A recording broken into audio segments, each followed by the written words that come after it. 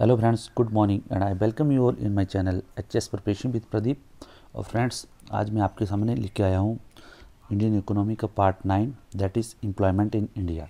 Friends, this topic is important for all of you who are preparing for HS mains, specially general study paper 3 and SA, and for the naib tehsildar candidates उनके लिए S A के लिए बहुत important है friends. And for your paper 1 that is GS paper 1, जो कि objective होता है, उसमें जो आपसे पूछा जा सकता है कि टाइप्स ऑफ एम्प्लॉयमेंट क्या होते हैं, किस तरह के होते हैं, और इनके जो एम्प्लॉयमेंट्स को के जो डेटाज हैं उनको कौन कलेक्ट करता है, और उसमें जो है कौन कौन सी आपके टाइप्स हैं, and what are the causes of unemployment. और इसी तरह फ्रेंड्स, एलाइड्स में भी आपके जो एचपी एलाइड्स है फ्रेंड्स, उसमें भी ये आपके बहुत सी जगह ये आपको एम्प्लॉयमेंट रेट्स के बारे में आपको पूछा जा सकता है। तो friends, before I start my videos, मेरा आपसे रिक्वेस्ट है कि प्लीज़ वीडियो को लाइक, शेयर और सब्सक्राइब जरूर करें, और इसको ज़्यादा से ज़्यादा शेयर करें फ्रेंड्स। इसके अलावा फ्रेंड्स, अगर आप एचएस मेंस की तैयारी और एलाइड्स की तैयारी और नायब तहसीलदार एग्ज़ाम की तैयारी करना चाहते हैं, तो आप मेरे साथ जो है व्हाट्सएप स्टडी ग्रुप में भी ज्वाइन हो सकते हैं, that is totally free of cost. और आप जो मेरे साथ जो ऑनलाइन लाइव क्लासेस जो है रोज़ शाम को 8:30 बजे आप मेरे साथ जुड़ सकते हैं। तो उसके लिए लाइव क्लासेस से जुड़ने के लिए और आपको व्हाट्सएप स्टडी ग्रुप से जुड़ने के लिए फ्रेंड्स, मेरा जो व्हाट्सएप नंबर है फ्रेंड्स, दैट इज़ 7799589384। मैं फिर से बता देता हूँ फ्रेंड्स, इट इज़ 7799589384। इसमें फ्रेंड्स जो डेली करंट अफेयर्स और ऐसे राइटिंग्स और पैसी राइटिंग एंड जो दूसरे जो एचएस मेंस की और एचएस मेंस और एलाइड्स की जितनी भी तैयारी होती है फ्रेंड्स, और नायब तहसीलदार की जो कमिंग जो एग्ज़ाम्स हैं उनके लिए जितनी भी तैयारी होती है, उन सब के लिए जो है we prepare for that as a group. Okay friends, तो let us start employment in India. Friends, जो पॉवर्टी और जो एम्प्लॉयमेंट है, ये जो major problem of economic development in India, ठीक है। थोड़ी स्पेलिंग्स का फ्रेंड्स स्पेलिंग मिस्टेक्स हुई हैं, इसके लिए I am sorry for that, because typing में थोड़ा दिक्कत हो गया है इधर। It's been okay. Poverty and employment has been a major problem of economic development in India. जो इकोनॉमिक डेवलपमेंट है फ्रेंड्स, जो इकोनॉमिक डेवलपमेंट जो करनी होती है जो किसी भी कंट्री को, उसके लिए सबसे बड़ी जो प्रॉब्लम्स होती हैं, पॉवर्टी दैट इज़ गरीबी, और अनएम्प्लॉयमेंट मतलब बेरोजगारी। तो economic reforms, changes in industry policies and better utilisation of economic resources are expected to reduce this problem. और इस प्रॉब्लम को कैसे दूर किया जा सकता है आपकी इकोनॉमिक रिफॉर्म्स के लिए, और उसके लिए क्या किया गवर्नमेंट ऑफ इंडिया ने, आपने सुना होगा एलपीजी जो रिफॉर्म्स थे, लिबरलाइजेशन, प्राइवेटाइजेशन और ग्लोबलाइजेशन, जो इंडियन इकोनॉमी में के मेजर रिफॉर्म्स बोला जाता है। और अगर आप देखोगे तो स्वतंत्रता के बाद से फ्रेंड्स, जैसे डिफरेंट जैसे प्लानिंग मॉडल और जो सोशलिस्ट और कैपिटलिस्ट मॉडल जिसको अपनाया इंडियन इकोनॉमी ने, और फिर बाद में अभी मिक्स्ड इकोनॉमी का जो मॉडल अपनाया, इस तरह डिफरेंट अप्रोचेस लेके जो है ये जो फ्रेंड्स इकोनॉमिक रिफॉर्म्स किए। और अभी जो हाल ही में जो सबसे जो ग्रेट लार्जेस्ट रिफॉर्म्स हुए हैं वो क्या हुए हैं, एलपीजी। और इसी में आपने देखा होगा कि अभी जो बहुत से जो जितने भी जो सेक्टर्स हैं गवर्नमेंट्स जो उनमें अपना डिसइन्वेस्टमेंट और जो शेयर्स कर रही है या प्राइवेटाइजेशन कर रही है, जैसे आपने देखा रिसेंटली अभी एयर इंडिया का प्राइवेटाइजेशन। तो ये जो एक टाइप से रिफॉर्म्स हैं जो गवर्नमेंट्स टेकअप करती है, so that this challenges of poverty and unemployment could be sorted out. But let us see in future कि इनके जो क्या परिणाम होते हैं। ये जो है अभी तक ऐसा इसका कोई अभी तक रिजल्ट नहीं है। बट अगर आप देखोगे कि जो एलपीजी के जो रिफॉर्म हुई थी 1991 के बाद, उसमें जो है बहुत से चेंजेस जो है हुए हैं। ओके फ्रेंड्स, उसके बाद चेंजेस इन इंडस्ट्रियल पॉलिसीज, आपने देखा कि बहुत से, अगर आप इकोनॉमी में पढ़ो friend, there are lot of industrial policies which has been taken by governments of India. और उसके बाद जो यूटिलाइजेशन, जो इकोनॉमिक रिसोर्सेज का कैसे यूटिलाइजेशन करना है, ये सब जो चीज़ें, इन सब चीज़ों को अगर किया जाए तो फ्रेंड्स जो आपकी जो प्रॉब्लम्स है पॉवर्टी और जो अनएम्प्लॉयमेंट वाली, ये जो है problems could be sorted out. अब जो friends, let us study about the unemployment की अनएम्प्लॉयमेंट होती क्या है। Unemployment is a state of worklessness for a fit and able person at current wage rate. मतलब कोई भी एक फिट है और एक जो एबल पर्सन है, लाइक उसकी हेल्थ सही है, सब कुछ ठीक, हेल्थ सही है, एजुकेशन ठीक है, उसकी एजुकेशन क्वालिफिकेशन सही है, ठीक है, but he is not able to get the job, he is not able to get the work, that is called state of worklessness for ठीक है। तो state of worklessness for a fit and able person at current wage rate, ठीक है। इसके अलावा friends अगर आपको ज़्यादा अच्छा डेफिनेशन दिखना है you can go to the जो यूएन की जो डेफिनेशन है उसमें भी जा सकते हैं, या आप जो इंटरनेशनल लेबर ऑर्गेनाइजेशन की जो इंटरनेशनल लेबर ऑर्गेनाइजेशन जिसको ILO बोलते हैं उसकी डेफिनेशन में भी आप जो इसको, और अगर आपको वैल्यू इसमें एनहांस करनी हो तो आप कर सकते हैं। Okay friends, let us come to the next. It is involuntary idleness that causes unemployment, ठीक है। तो मतलब दैट इज, ये जो है जो इनवॉलेंट्री है आइडलनेस, मतलब जो आपकी जो आइडलनेस है that is not because of your decision but it is out of the conditions which are giving condition to be in idle state. Okay, you want to work but there is no work. Okay, so that is called unemployment. Okay, अभी type of unemployment क्या है friends? Cyclic unemployment. जो cyclic unemployment होता है friends that is, ये जो types of जो unemployment है, कौन कौन से टाइप के अनएम्प्लॉयमेंट कौन कौन से हैं, ठीक है फ्रेंड्स। साइक्लिक अनएम्प्लॉयमेंट क्या होता है? When the economy is in need of low workforce. क्या होता है फ्रेंड्स कि जैसे कई बार ऐसे होता है इकोनॉमी में डिमांड घट जाती है, बढ़ जाती है, ठीक है। जैसे रिसेशन आता है, डिप्रेशन आता है, तो इसमें क्या होता है फ्रेंड्स, जो बिजनेस साइकिल्स होते हैं, ठीक है, तो उसमें क्या होता है, जो फैक्ट्री में देखा होगा आपने, जो वर्कर्स की जो है डिमांड कम हो जाती है, बढ़ जाती है। उसी तरह आपने देखो फ्रेंड्स गवर्नमेंट्स के कुछ इंस्टीट्यूशन है, ठीक है, इंस्टीट्यूशन जो कुछ बन रहे हैं, कुछ नई इंस्टीट्यूशन है, तो नया डिपार्टमेंट, तो उसके लिए या किसी जगह पर डिपार्टमेंट बन रहा है, ठीक है, तो वहाँ पे क्या है, ज़्यादा आपको वर्कफोर्स की ज़रूरत होती है। ये जो किसी भी सेक्टर में, नॉट इवन फैक्ट्रीज में but it could be private और इट कुड पब्लिक सेक्टर, कोई भी सेक्टर्स में जब तक डिमांड है, अगर मान लो किसी जगह नई तहसील बनी, ठीक है, नया अगर ऑफिस बना, नया जिला बना, तो वहाँ पे नेचुरली आपको पता है कि वर्कफोर्स की रिक्वायरमेंट जो ज़्यादा रहेगी। उसी तरह नई फैक्ट्री बनी, नई इंडस्ट्री बनी, ठीक है, नया डिमांड्स जनरेट हुई, तो वहाँ पर क्या हुआ कि वर्कफोर्स की डिमांड बढ़ेगी। लेकिन क्या हुआ कि सडनली क्या हुआ कि डिमांड में कमी आई, तो वहाँ पर क्या होगा फ्रेंड्स, द फैक्ट्री क्या will lay down it's workers. तो उससे क्या है कि वर्कर्स की जो डिमांड्स है वो कम हो जाती है। उसी को साइक्लिक, मतलब एक साइकिल चलता है। ओके, तो इसमें क्या है, cyclic unemployment occur when economy is in need of low workforce, when there is economy by declining demand of good and services occurs during recession and depression known as cyclic unemployment. Okay friends, cyclic unemployment के बारे में आपको clear हो गया होगा friends. और ये जो टर्म जो है, अगर आप ऐसे वगैरह में लिखते हो जहाँ पे अगर को पॉवर्टी अनएम्प्लॉयमेंट से रिलेटेड आपको आता है या सोशल कंडीशन के बारे में आपको आता है, तो वहाँ पे फ्रेंड्स जैसे आप वर्ड्स लिखोगे साइक्लिक अनएम्प्लॉयमेंट, तो जो वहाँ पे आपके चांसेस जो है जो वैल्यू जिसको बोलते हैं एडिड वैल्यू जो आपके ऐसे की बढ़ जाएगी। उसके बाद क्या है friends, seasonal unemployment. This occur in particular time of year और season in agriculture, tourism, hotel and catering.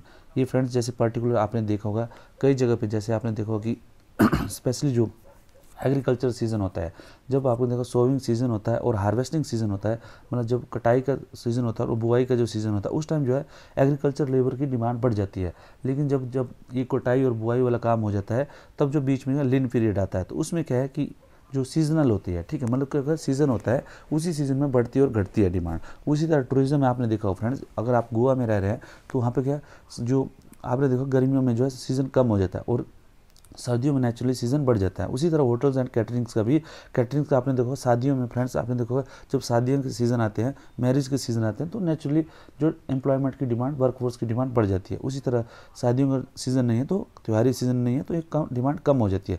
तो this is all about seasonal unemployment. तो सीजनल एम्प्लॉयमेंट इस तरह होता है friends. Okay, then comes the structural employment. Structural unemployment क्या होता है friend? This occurs when qualification of person does not match with the job requirement. Friends कोई अगर किसी को, जैसे मान लो किसी फैक्ट्री में टेक्निकल पर्सन की ज़रूरत है या किसी भी डिपार्टमेंट में टेक्निकल पर्सन की ज़रूरत है, बट क्या होता है कि वहाँ पे जो है वो जो टेक्निकल पर्सन है दे आर नॉट अवेलेबल। तो उसमें क्या होता है फ्रेंड, जो क्वालिफिकेशन है that does not match with your educational qualification, तो इसको स्ट्रक्चरल एम्प्लॉयमेंट बोलते हैं फ्रेंड्स। जैसा आप देखते हो अभी कि बहुत सी जगह में अगर मान लो नई कुछ टेक्नोलॉजी स्टार्ट करनी है, नई आर्टिफिशियल इंटेलिजेंसेस की अगर मान लो किसी कॉलेज में क्लास स्टार्ट करनी है, तो फ्रेंड्स आप देखोगे कि तो वहाँ पे देखोगे आपकी जो टीचर्स हैं they are not available with the AI techniques, ठीक है। तो उसमें क्या होगा फ्रेंड्स, जो अदर जो जितने जो लोग हैं, those who want to work there, but उनका जो क्वालिफिकेशन है it is not up to that mark. Okay, तो इसीलिए क्या होगा, स्ट्रक्चरल अनएम्प्लॉयमेंट बोलते हैं उस सिचुएशन को। Then comes the frictional unemployment. Frictional employment क्या होता है friends? When a person is out of job and searching another job out of reason like seeking a better job और being fired out etcetera. Friends आप देखते हो frictional unemployment क्या होता है? ये क्या होता है? एक वॉलंटरली काइंड ऑफ अनएम्प्लॉयमेंट होती है। Like friends, if you want to prepare for naib tehsildar, और आपने सोचा होगा ये आप एचएएस के एग्ज़ाम्स के लिए या आप जो है किसी एलाइड्स के एग्ज़ाम के लिए या आईएएस के एग्ज़ाम के लिए आप प्रिपेयर कर रहे हैं, but you find that the job that job you are doing is not hampering your study, तो क्या करते हैं आप उस जॉब को छोड़ के क्या है, you prepare for the exams. एक एग्जाम्पल दे रहा हूँ फ्रेंड्स, तो क्या होता है कि उसको क्या बोलते हैं? फ्रिक्शनल एम्प्लॉयमेंट, बट इस कुछ फ्रिक्शंस के लिए है, ठीक है। अदरवाइज क्या होता है, अगर आपको जॉब से आपको निकाल दिया जाता है and you are fired out of job and you are waiting for another job, तो उसी को फ्रिक्शनल अनएम्प्लॉयमेंट बोलते हैं।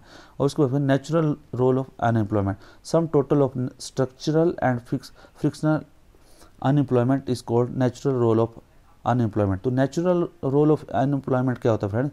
जो structural employment plus frictional unemployment, इन दोनों को मिला के जो बनता है that is called natural role of unemployment. Okay friends. उसके बाद क्या नेक्स्ट आता है फ्रेंड्स?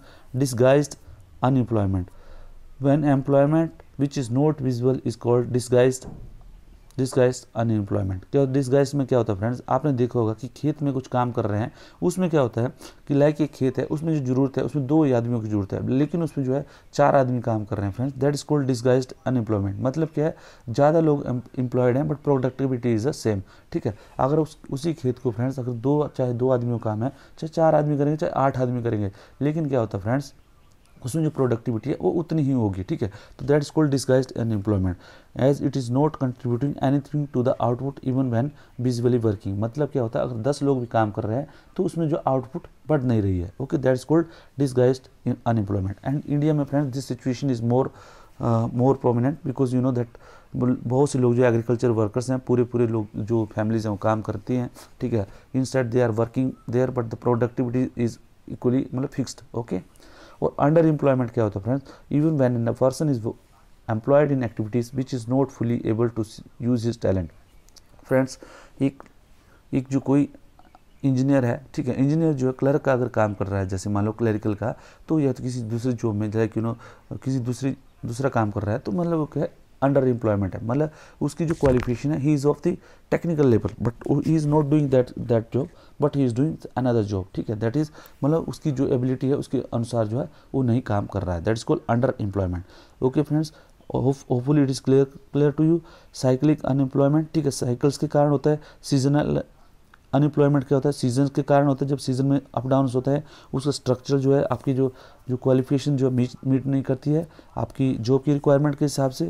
फ्रिक्शनल जो है आपने जॉब छोड़ दी होती है या जॉब से आप निकाल दिए गए होते हैं। और नेचुरल रोल ऑफ अनएम्प्लॉयमेंट दोनों हो जाता है, स्ट्रक्चरल एंड फ्रिक्शनल में। एंड डिसगाइज में friend when the productivity is same and you are employing more and more labours. And under employment friends when a person does not employed in activity which is not fully able to use his talent. Okay friends, so this is all about employment. अब क्या friends, measurement of unemployment rate. जो unemployment rates हैं उनको कैसे measure करते हैं friends? Percent of labour force that is without work, it can be measured as. जो percentage of friends जो लेबर फोर्स है दैट इज विदाउट वर्क, तो क्या जो विदाउट वर्क है फ्रेंड्स उसका unemployment rate is equal to तो unemployment rate को फ्रेंड्स कैसे मेजर करते हैं? तो जो परसेंट ऑफ लेबर फोर्स आपकी जो कंट्री में फ्रेंड्स जैसे लेबर फोर्स है लाइक यू नो टोटल, अब लेबर फोर्स में इट डजंट मीन कि सारी जो पॉपुलेशन होगी that is labour force. Friends ऐसा है कि जो भी 15 से लेके जो बोला जाता है कि 18 से लेके 64 तक आप देखोगे जितनी एज के जो पीपल हैं they are called as a labour force, ठीक है। लेबर फोर्स में क्या है, एक पर्टिकुलर है जो जैसे 14 से नीचे और अभी आप देखो जो 60 से अबव ये जो पर्सन है they are not included in the labour force. Okay, तो जितने भी जो लेबर फोर्स है फ्रेंड्स उसका जो परसेंटेज है that is the percentage of labour force that is without work. और इनका जो जितने भी जो फ्रेंड्स जो ये जो मैंने लेबर फोर्स बताई उसके जो जितना परसेंटेज है जो काम नहीं कर रहा है that is called measurement of unemployment rate. उसी को अनएम्प्लॉयमेंट रेट में हम काम करते हैं। Like you know our friends, if I give you an example के अनुसार अगर मान लो आपकी पॉपुलेशन 100 है, उसमें जो है आपके बच्चे और बूढ़े जो है आपके 20 हैं तो आपके बचे 80 जो है अब आपके लेबर फोर्स हैं, ठीक है। तो लेबर फोर्स में 80 लोग हैं, 80 में से अगर 20 जो है अनएम्प्लॉयड हैं, मतलब जो है अगर आप देखोगे 20 या 20 आप जो है आप ये लिखो कि 20 जॉब कर रहे हैं, तो how much are unemployed, that is 60। Okay, तो 60 में फ्रेंड्स आप देखोगे तो what is the unemployment rate, तो अनएम्प्लॉयमेंट रेट क्या है, अब आप देखोगे तो इट इज, अगर आप देखोगे 80 का 60 इज इक्वल टू, अगर आप देखोगे 60/80 इंटू 100, तो आप देखोगे इसकी, तो this is equal to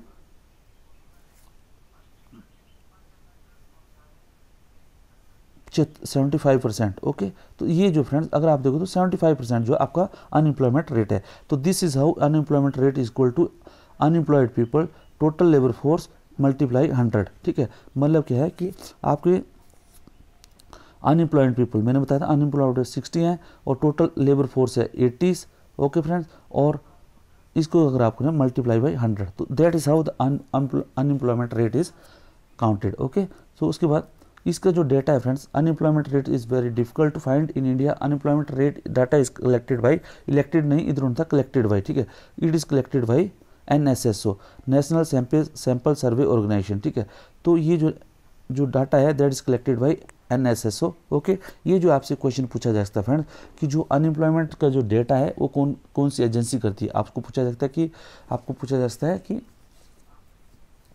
like you know that NITI Aayog, ठीक है, ये लेबर मिनिस्ट्री और NSSO, तो ये आपको पता होना चाहिए NSSO के द्वारा, based upon different reference period week. इसमें क्या है फ्रेंड्स, अभी जो है ये एम्प्लॉयमेंट रेट्स का जो डाटा है वो किस तरह कलेक्ट किया जाता है, इसमें फ्रेंड्स ये क्या होता है वीकली बेस पे, और उसमें क्या होता है ईयरली बेस पे, वीकली बेस पे और ईच डे ऑफ वीक्स पे, इस तरह ये जो है कलेक्ट करते हैं friends data based on different reference period। NSSO provide for different measures of employment and unemployment for following some of the method of measuring unemployment. तो ये जो डेटा है फ्रेंड उसी के बेस पे जो है जो NSSO है वो आपको अलग अलग जो है रेट्स जो प्रोवाइड करता है। उसमें क्या है friend, usual principal status unemployment जो UPS बोलते हैं। तो यूजुअल प्रिंसिपल स्टेटस अनएम्प्लॉयमेंट क्या बोलता है, usual principal status UPS, usual principal status का मतलब क्या हुआ है कि आपका जो वर्क फोर्स है फ्रेंड्स, बहुत से जो मैक्सिमम जो पीरियड है ईयर्स का, उसमें जो है अगर वो बेरोजगार है तो उसी को बोलते हैं, या उसको या बेरोजगार है या काम कर रहे हैं, सब्सिडरी जो अपने जो उनका principal work like you know, जैसे कोई जो फैक्ट्री में काम करने वाला है या कोई जो इंजीनियर है, कोई दूसरा है, वो जो है अपने काम से या अपनी जो सब्सिडरी जो इंडस्ट्री है उस काम से वो हमेशा दूर रहता है, साल के बहुत से टाइम में, बहुतायत समय में, तो उसी को friend usual principal status unemployment बोलते हैं, ठीक है फ्रेंड्स। और ये जो है this is written in all this usual principal status. Okay friends, usual principal status.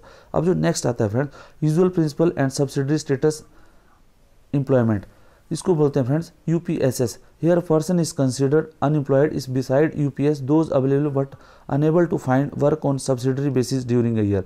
और फ्रेंड्स उसमें ऐसा होता है usually principal and subsidiary status में UPSS में क्या होता है कि जो है the person is considered unemployed if beside UPS, ठीक है, जो यूजुअल प्रिंसिपल स्टेटस है उसका, उसके अलावा जो है but unable to find work on subsidiary basis, जो सब्सिडरी बेसिस मतलब उसके अलावा जो छोटे मोटे और काम ढूंढने में जो है इज असमर्थ, इज अनेबल, तो उसको बोलते हैं usual principal and subsidiary status. उसके बाद फ्रेंड्स करंट वीकली स्टेटस, इसमें क्या है, this refer to the number of person who did not find even an hour of work during survey week. अगर मान लो कोई सर्वे कर रहा है, NSSO सर्वे कर रहा है friends, like you no survey P कर रहा है, तो उसमें ही फाइंड दैट जितने भी जो लेबर फोर्स है, लेबर फोर्स में जो लोग हैं they are not able to get 1 hours of job for a week, that is called current weekly status. उसके बाद करंट डेली स्टेटस, इसमें है this refer to the number of person who did not find work on a day और on some day during survey of week. उसमें क्या है friends कि जैसे कोई जो वर्क फोर्स में जितने भी लेबर फोर्स में लोग हैं they are not able to get for a day, एक दिन का काम करने के लिए they are not able to get the job, तो उसी को बोलते हैं current daily status in a survey week. Okay, rate of unemployment differ based on different concept, ठीक है। जो रेट ऑफ अनएम्प्लॉयमेंट क्या है, जो आपको देखा जाए तो डिफरेंट स्टेटस में इसके जो है डिफर करते हैं। The UPS and UPSS measure reflect only long term unemployment spell, ठीक है। जो UPSS और UPSS है फ्रेंड, UPS एंड UPSS इधर जोड़ो फ्रेंड्स, दैट इज UPSS. जो UPS and UPSS reflect measure only the long term unemployment spell. The current weekly status measure capture unemployment spell but is sort of for a week, either capture unemployment spell but ignore unemployment for less than a week. ठीक है, इसमें जो current जो weekly status है friends, ये क्या करता है, अनएम्प्लॉयमेंट स्पेल जो है थोड़ा सा जो अनएम्प्लॉयमेंट स्पेल है वो फॉर अ वीक जो है फॉर अ वीक ये जो कैप्चर करते हैं, but they ignore the unemployment for less than a week. Okay, and UPSS again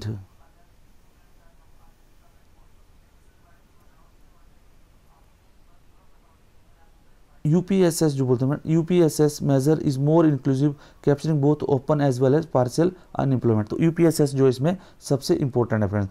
causes of unemployment in India, अब जो फ्रेंड्स उसके कोजेज क्या क्या हैं, unemployment is caused by many factors, these are as follows. कौन कौन से हैं, increase in labour force, there are 2 factors that have caused an increase in the labour force which is are as follows. ठीक है, जो increase in labour force होता है जिसके कारण लेबर फोर्स का इंक्रीज क्यों होता है, उसके कारण ये है फ्रेंड्स, रैपिड पॉपुलेशन ग्रोथ। ठीक है, किसी भी कंट्री का रैपिड पॉपुलेशन ग्रोथ हो जाएगा, rising population has led to the growth in the labour supply and without corresponding increase in the employment opportunity for increasing labour force has aggravated the unemployment problem. ठीक है, जो unemployment problem friend, पहले तो population growth की वजह से, दूसरे social factors like since independence education among women has changed their attitude toward employment, many of them now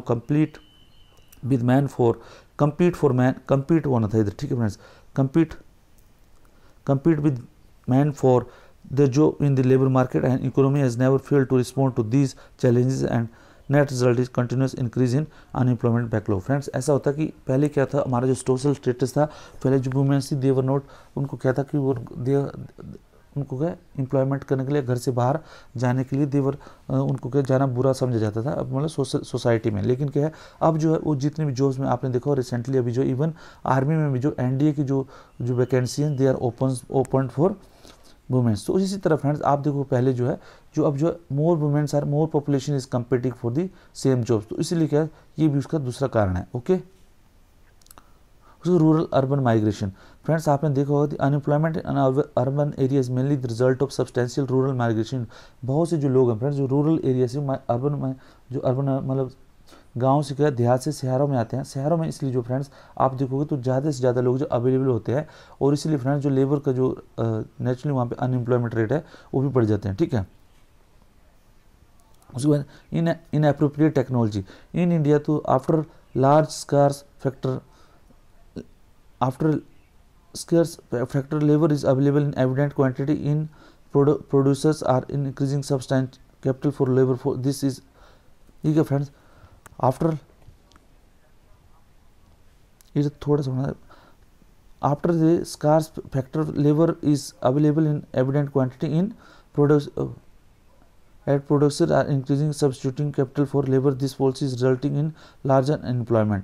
क्या हो फ्रेंड्स कि इंडिया में क्या है फ्रेंड्स, जो टेक्नोलॉजी है फ्रेंड्स, अब क्या है जो इंडिया में क्या है, जो बहुत से जो जैसे लेबर फोर्स है फ्रेंड्स, दे आर क्या अवेलेबल्स हैं। ठीक है, लेकिन जो है जो प्रोड्यूसर्स है फ्रेंड्स वो क्या कर रहे हैं, अपनी जो है क्वांटिटी बढ़ा रहे हैं थ्रू टेक्नोलॉजी। ठीक है, रीज़न क्या है, एक जो लार्ज लेबर फोर्स जो है अवेलेबल है फ्रेंड्स, इधर लेबर फोर्स होना था इधर। ठीक है, इधर जो through after large labour force is available in evident quantity at producer are increasing substituting capital for labor, this policy result in large employment। क्या होता है फ्रेंड्स कि इंडिया जो फ्रेंड्स आप देखोगे लेबर इंटेंसिव कंट्री है, मतलब यहाँ पे लेबर फोर्स बहुत अवेलेबल है, बट जो प्रोड्यूसर्स हैं फ्रेंड्स, जो फैक्ट्री में जो मालिक हैं वो क्या करते हैं कि वो अपनी टेक्नोलॉजी लेके आ जाते हैं। ठीक है, टेक्नोलॉजी लेके आते हैं जिससे कि लेबर जो है कम हो जाए। आपने देखा होगा बहुत सा जो काम है जो कि लेबर्स के द्वारा किया जा सकता है, बट जो वहाँ पे टेक्नोलॉजी ऐसी आ जाती है कि बहुत ही कम, जैसे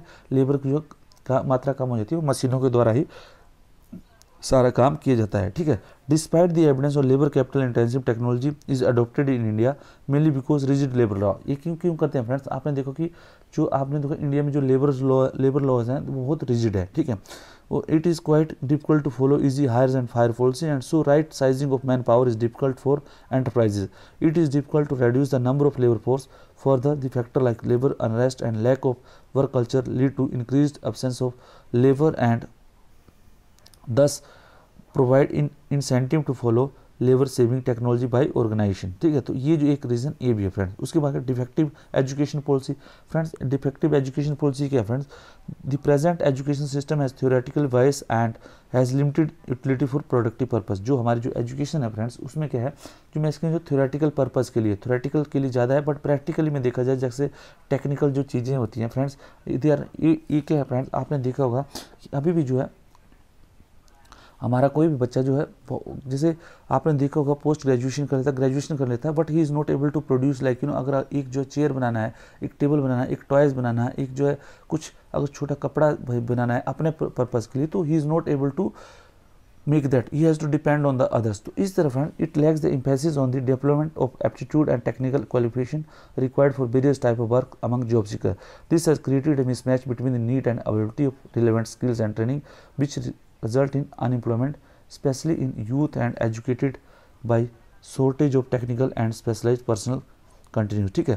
तो लैक ऑफ इंफ्रास्ट्रक्चर फ्रेंड्स, जो लैक ऑफ इंफ्रास्ट्रक्चर क्या है, इंफ्रास्ट्रक्चर जो है, जो फ्रेंड्स जो फैक्ट्रीज और जो रोड्स और जो जिस तरह की जो इंफ्रास्ट्रक्चर चाहिए friends, that is not being developed, और उसी की वजह से भी ये अनएम्प्लॉयमेंट की स्थिति है। उसके बाद friends lack of employability. India facing more health and nutrition situation among faces हो रहे थे फ्रेंड्स, ये जो है टाइपिंग बहुत मिस्टेक्स हुई हैं। India faces poor health and nutrition situation among masses हो रहा था friends, masses which reduce the capacity of person to be employable and it causes unemployment. उसमें क्या था, जो आपने बहुत सी जो इंडिया फेसिस पुअर हेल्थ, जो पुअर हेल्थ और न्यूट्रिशन फैसिलिटी की वजह से फ्रेंड्स ये जो सिचुएशन है अनएम्प्लॉयमेंट की, this is also contributing to the unemployment. Okay friends, so this is all about the unemployment friends. The next lecture will be of poverty and inequality. And friends spelling mistakes के लिए I am really sorry, और आप मेरे से इसका PDF अगर किसी को चाहिए तो PDF जो है आप मेरे से ले सकते हैं। Thank you friends, thank you very much.